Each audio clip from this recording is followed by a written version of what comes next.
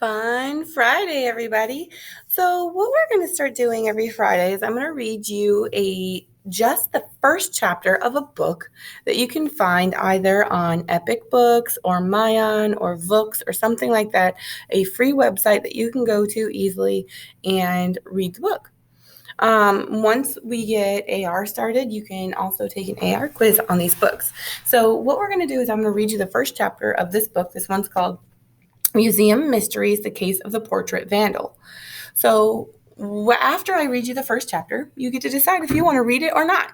So this one is going to be found on Mayan, so that you can follow in the assignments page. There is a slideshow that tells you how to get on Mayan, and you can find this book and you can read it. I'm also going to assign you a question sheet about what you think about this book. Okay, so you need to answer that as well. All right. So, Steve Brenzoff, Museum Mysteries, The Case of the Portrait Vandal. Chapter 1, Graffiti Artist. 12-year-old reigning Sam sat in the cafeteria at the Capital City American History Museum, but he wasn't there to eat. In fact, it was only 9 o'clock in the morning.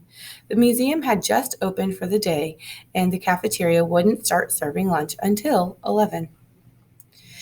Instead, Raining studied the big paperback book sitting on a table in front of him.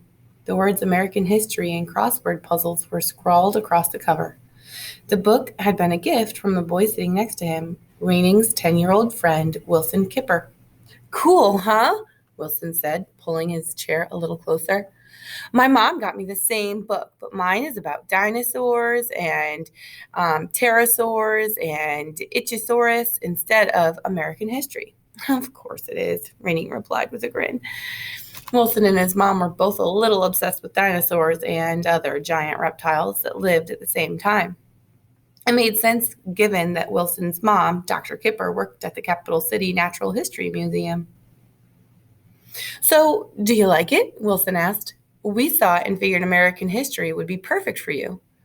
Just as Raining knew about Wilson's dinosaur fascination, Wilson knew about Raining's interest in American history, especially the history of his own people, the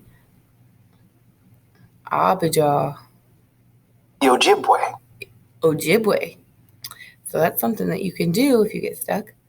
You can click on the words. Ojibwe. The tribe had been on the continent known as North America a lot longer than some other people. I like it a lot, Raining said. Thank you. Do you want to start the puzzles? Wilson asked. I don't have a pencil, said Raining. And besides, the girls will be here soon. I want to show you all the flag exhibit upstairs. The girls were Clementine Wim and Amal Farah, the other two members of their group. They were due to meet Raining and Wilson at the museum, as they often did. Since all four kids had a parent who worked in the Capital City network of museums, they took turns visiting the different institutions.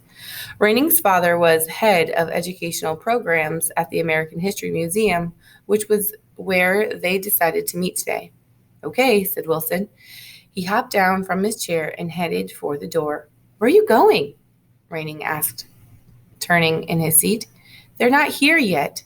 Yes, they are, Wilson said. I can hear their feet on the stairs outside. Raining strained to listen.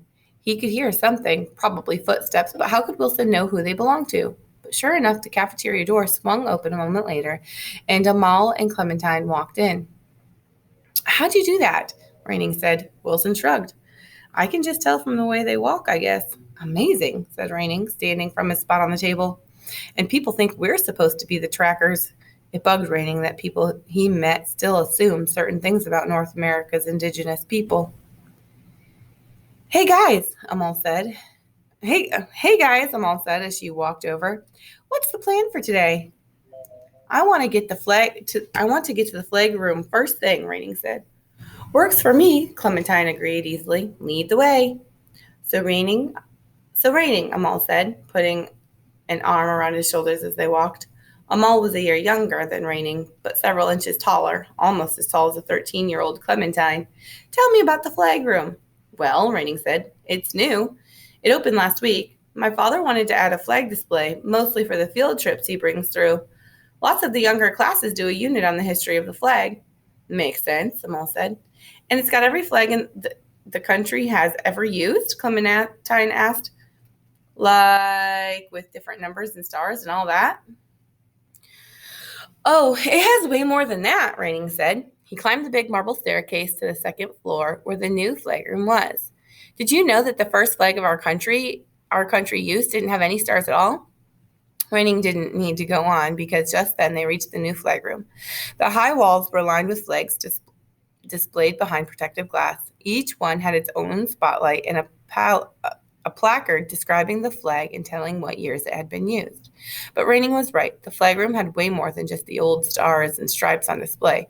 There were some flags that though never officially flags of the United States, had been flown years and years ago unofficially. On the wall closest to them hung a yellow flag that had a coiled rattlesnake in the middle. Under the snake, it said, "Don't tread on me." Another flag next to that was almost all red except for a white field with a green pine tree in the upper left corner. "What's that?" Clementine asked. "A Christmas flag?" "Don't be silly," said Wilson.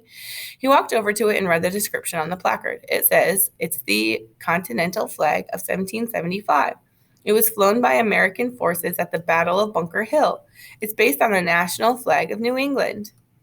Clementine shrugged. "I'd prefer Christmas," she said, strolling along the length of the wall and looking up at the flags. "What's this one?" Amal asked, stepping up next to Raining.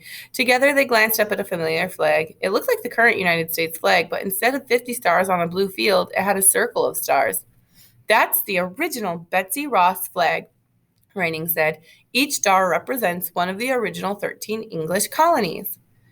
Amal squinted up at the flag. "Don't trust me?" Raining said. "There are 13.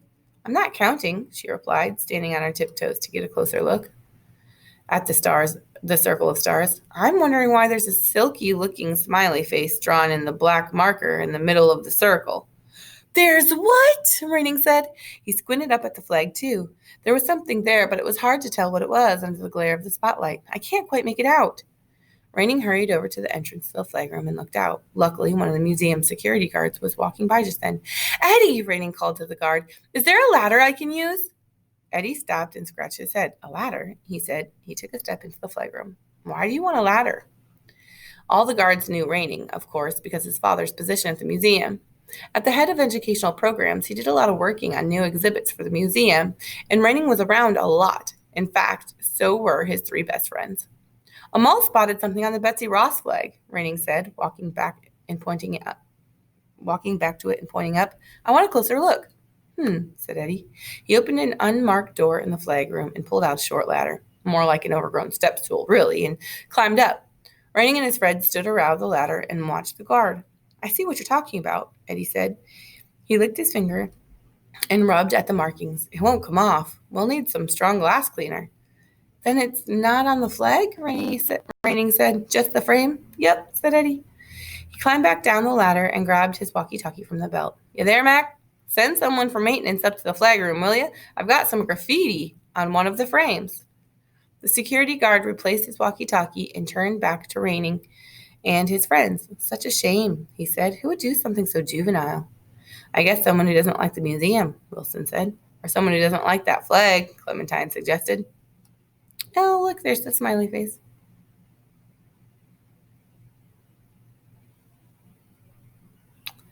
Amal shrugged. "Or just someone with a black marker and a chip on his shoulder." Eddie nodded. "Could have been anyone," he said as he carried the ladder back to the closet and put it away. "Well, thanks for letting me know, Raining. It'll be cleaned up before lunchtime." Eddie left to go back to his patrols, and the four sleuths stood together under the Betsy Ross flag. Raining stared up at the clearly marred frame. "Are you guys thinking what I'm thinking?" he asked. All others nodded. "There's a vandal in the museum," Wilson said. "A graffiti artist," Amal added. Clementine sneered up at the sloppy black ink and shook her head. "And not a very good one." All right, so that is the end of the first chapter. If you want to keep reading to find out what happens, you are welcome to. So I'll put the The title of the video will be the title of the story, and if you would like to continue reading, you can. Now, remember, I'm going to add also a question sheet asking you about the book and what you thought about it, and if you'd be interested in reading it and questions like that. That will be a graded assignment. All right? I really do hope you liked it. I'm actually kind of curious about what happens. All right, see you guys later.